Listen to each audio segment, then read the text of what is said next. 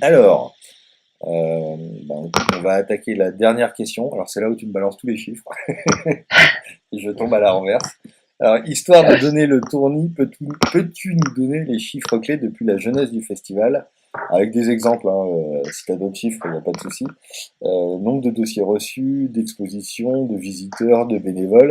Et du coup, nous parler de la 21e année, des surprises, une nouvelle étape, tout ça, quoi. Haha, si je veux d'abord. C'est pas Alors faux. ouais, au niveau un peu des chiffres, pour marquer un peu l'évolution, donc par exemple en 97, donc au niveau du premier festival, donc pas le premier salon mais le premier festival, il y avait 4000, à peu près 4000 visiteurs, et aujourd'hui on est à plus de 40 000, approchant les 45 000 quoi, hein, quasiment. Donc ça sur un peu l'évolution de la fréquentation de l'événement. Au niveau des bénévoles, hein, je te l'ai dit un peu tout à l'heure, je crois. Donc on a grosso modo, il y a 450 bénévoles, un peu ressources au niveau de l'association. Il fait quand même, enfin, je sais pas s'ils viennent de Montier tous, mais ça fait un quart de la population, quoi. Alors, je pense qu'une chance qu'on a aussi, c'est qu'on est en milieu rural. Et que mine de rien, ça peut être compliqué parce qu'en termes de communication, de transport notamment, c'est pas sans difficulté. Mais d'un autre côté, on a un territoire hyper fédéré autour de cet événement-là parce que c'est quand même un événement majeur du territoire. Et du coup, les gens sont fiers aussi de cet événement, s'y retrouvent, s'y reconnaissent. On est dans une région où il n'y a pas grand-chose, donc c'est vrai que j'allais dire le développement du tourisme vert entre guillemets a été quand même un élément un peu moteur du territoire. Donc un événement à caractère comme ça, touristique, nature, vert, on sait quand même que c'est un peu dans l'air du temps aussi, hein, retour à la nature et tout ça. Les urbains sont aussi dans cette demande-là. Donc du coup, mine de rien, cette ruralité, je pense que c'est une vraie force pour fédérer les gens. Parce que c'est des gens qui se connaissent, c'est des gens qui vivent ensemble, et du coup c'est plus facile, je pense aussi de les toucher, de les fédérer autour du projet. D'accord, bah oui, oui. Tu voulais des chiffres. C'est tout ce que j'aime pas, moi, les chiffres. Qu'est-ce que je peux te raconter en termes de chiffres? Notre budget, peut-être, annuel, c'est quand même assez important parce que le budget, les sous, c'est le nerf de la guerre. On a un budget, grosso modo, de l'association, hein, donc le festival, mais avec les salariés, les salaires chargés et tout confondu. Donc vraiment l'association, on tourne grosso modo chaque année autour de 750 000 euros de budget. Oui, ce qui est pas mal. Donc voilà, c'est un événement assez important. Pour information, on essaie de respecter une règle de 3/3 pour se financer.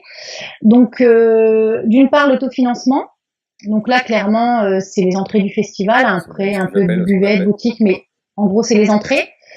Ensuite, on a donc les financements privés avec les marques notamment qui vont faire du sponsoring, qui vont produire des expositions. Et puis le troisième tiers, donc ce sont des financements publics, donc notamment la région Grand Est, voilà, ce type de structures qui soutiennent l'événement. Et on essaie d'être vraiment à l'équilibre et de respecter un peu cette règle des tiers. Ah non, mais je pense que ouais, je pense que c'est vraiment une bonne idée. Et ça, c'est une règle que vous suivez depuis le début. Enfin, Oui, tout à fait, on en tout avait à parlé un fait. petit peu avant pour préparer l'interview. Effectivement, je sais pas, moi je connais, je crois, deux festivals en France, photo, hein, où l'entrée est payante. Alors, New York l'est pas, il y en a sans doute d'autres, mais il y a Arles, il y a Montier-en-Der, et il y en a qui tentent. Alors je pense que leur grosse erreur, c'est qu'ils n'ont pas fait les démarrages, parce que quand tu veux changer d'un modèle gratuit à un modèle payant, Ouais, c'est compliqué. tu vas ramer pour expliquer ça. Alors que quand tu es né comme ça, bah, c'est comme ça. Les gens sont habitués, point barre. Mais dans l'époque dans laquelle on vit, alors là, c'est pas pour faire du pessimisme, etc. Les subventions publiques étant ce qu'elles sont, je pense que pour un festival, c'est comme tout, c'est comme une entreprise, c'est comme à la limite son ménage à la maison. Il vaut mieux avoir diversifié ses entrées financières parce que, parce que sinon on prend un risque.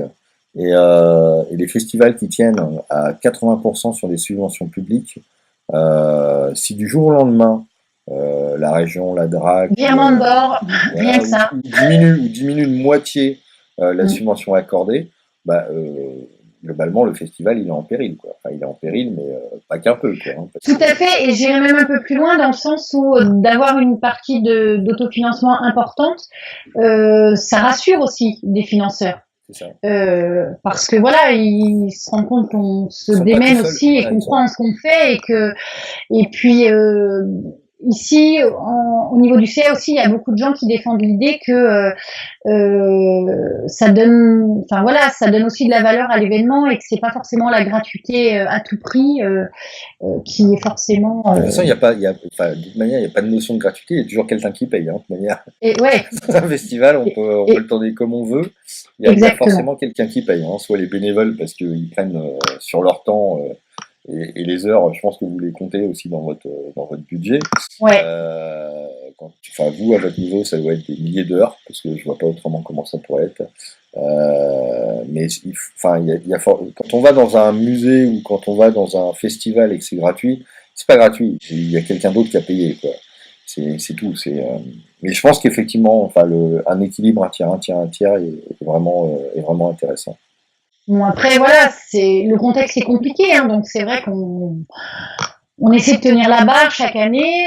On se dit bon là, grosso modo, on fait souvent notre trajet en mars. Donc là, on vient de faire notre assemblée générale. Donc on a notre bilan, on a un léger déficit qui est dérisoire par rapport à la masse de notre budget, mais enfin on voit que le festival c'est un colosse au pied d'argile et que voilà il faut être attentif, maîtriser nos dépenses, être vigilant et, euh, et faire attention pour que le projet soit pérenne quoi. Quand tu disais tout à l'heure que ça avait je sais pas enfin, bon, il y a 45 000 visiteurs qui viennent, ça a un impact du coup sur la ville parce que enfin, le village enfin le village, pas que le village, parce que loger 45 000 personnes, je pense que ça rentre pas dans le village, c'est dans les environs. Ouais. Mais ça sous-entend quoi? Ça veut dire que est-ce que les gens viennent pour 4 jours ou est-ce qu'ils viennent, tu vois, genre sur une semaine ou sur 2 semaines? Est-ce que ça, c'est des choses que vous avez étudiées dans le temps pour l'impact que ça pouvait avoir Ouais, sur, c'est des choses qu'on est en train de regarder attentivement. Oui, justement, on a eu donc la Chambre de commerce et d'industrie de Haute-Marne, qui est partenaire de l'événement, avait réalisé une enquête en 2009 justement sur tout ce qui était retombées économiques, la provenance des festivaliers, les dépenses qu'ils faisaient sur l'événement, et puis leur durée de présence du coup sur le secteur. Et on a eu la même enquête du coup qui a été reconduite dans le contexte des 20 ans, donc en 2016. Et donc là, on est en train de recevoir un petit peu le fruit de cette étude-là. Et on se rend compte que voilà, sur les retombées économiques, on est à plusieurs millions d'euros sont injectés sur le territoire. On se rend compte qu'au niveau justement des festivaliers, de plus en plus, ils restent sur plusieurs jours. Donc ça engendre des nuitées, ça engendre de la restauration. Voilà, ça engendre une activité oui, économique c'est sur une le activité territoire économique qui est beaucoup plus que très sur les important. 4 jours du festival. Alors, Ouais. tout à l'heure, tu parlais de scoop. Est-ce qu'il y a des scoops? Est-ce qu'il y a des scoops? Est-ce qu'il y a des En scoops? scoop. Ah, en scoop. Je sais pas si ça va rendre grand chose. En élément un petit peu fédérateur, Ça, c'est l'affiche, attends, ça. faut que je me recule. Voilà, un petit peu comme ça. Donc grosso modo, ça, Ah oui, là, on a c'est la maquette de notre, l'affiche, là. voilà, exactement. Donc le projet d'affiche de Montier, il n'est pas encore sorti parce on est en train de le préparer. L'année passée, on avait fait une ouverture ethno assez marquée, volontaire, qui était présentée sur le site du COSEC. On n'a pas voulu perdre justement cette ouverture-là qui était vraiment volontaire, sans perdre évidemment notre caractère nature animalier. Donc l'idée cette année, c'était de mener la réflexion un peu de la place la place de l'homme en fait dans l'univers. Et donc c'est pour ça qu'on a utilisé un peu cette image. Donc en gros, donc c'est des éléphants qui est une espèce assez mastodonte sur notre planète, qui finalement à l'échelle de l'univers se retrouvent être presque voilà des petites fourmis. Donc c'est un peu pour questionner les gens sur cette échelle-là, en utilisant avec son accord évidemment une phrase célèbre d'Hubert Reeves qui dit nous sommes tous des poussières d'étoiles.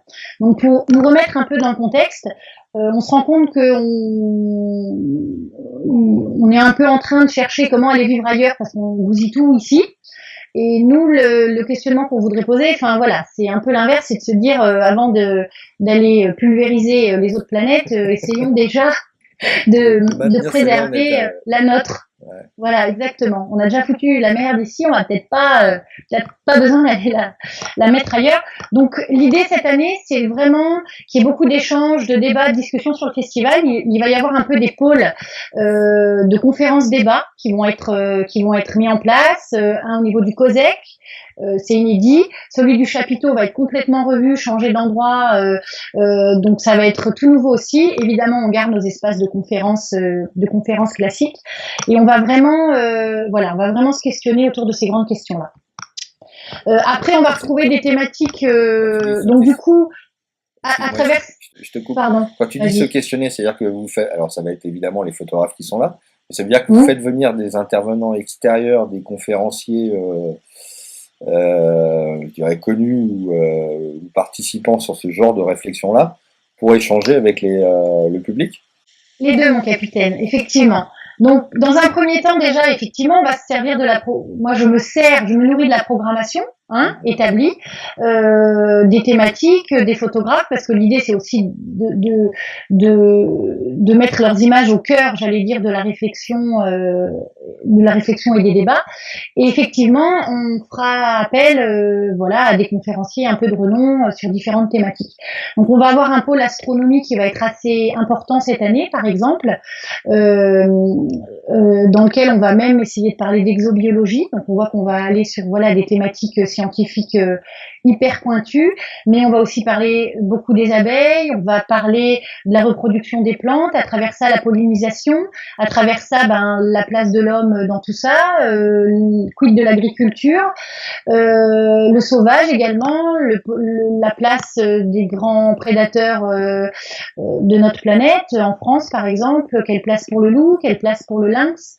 Enfin, voilà, on voit qu'en se questionnant sur le sauvage, on se questionne aussi sur la place de l'homme et sur quelle place on laisse à ces grands animaux-là aussi, qui font partie de la Terre comme nous.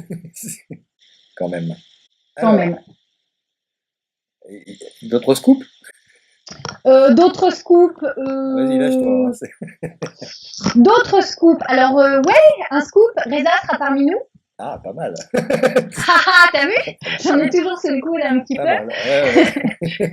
Regarde-en un peu pour le mois de mai. Voilà, c'est ça. Et puis après, j'attends questions 8, 9 et 10 pour te donner les scoops suivants. Après, on va retrouver aussi des photographes, j'allais dire, qui sont devenus des amis de Montier, Laurent Baheux, Olivier Grunewald.